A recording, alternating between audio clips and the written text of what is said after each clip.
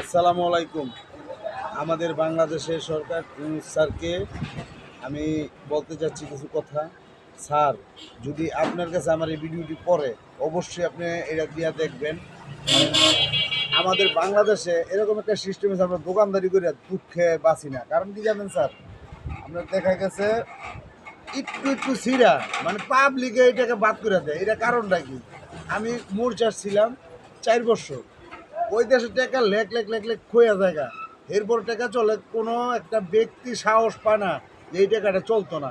একমাত্র ওই দেশের সরকার যদি বলে যে এই টাকা চলতো না, এই লোকে আর আমাদের বাংলাদেশে যায় না। হ্যাঁ, এই যে দেখেন একটুখানি সিরা, এই টাকাটা বলে চলবো না। আমাকে বাংলাদেশের লোক বলে এই টাকাটা চলবো না, এরকম একটু টেপ লাগাই না থাকলে তো চলবো না।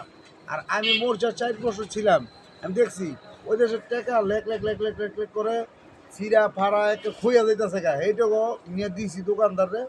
কিন্তু কখনো বলে নাকি এই টাকাটা চলবো না, পাল্টায় তো। কারণ এটা আমি বানাই না তো, এটা তো সরকারে বানাইছে টাকাটা। এটা সরকারে একমাত্র বাদ করতে পারে যে এই টাকাটা বাদ।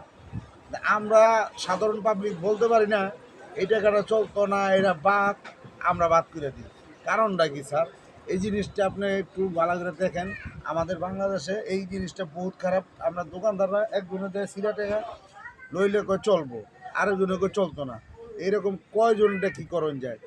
আপনার এই জিনিসটা এরকম কিছু করা দরকার যে টাকা কোনো পাবলিকে বলতে পারবে না এই টাকাটা চলবো না, খইয়া যাক কইরা যাক, এটা রানিং, এটা টেকা তো।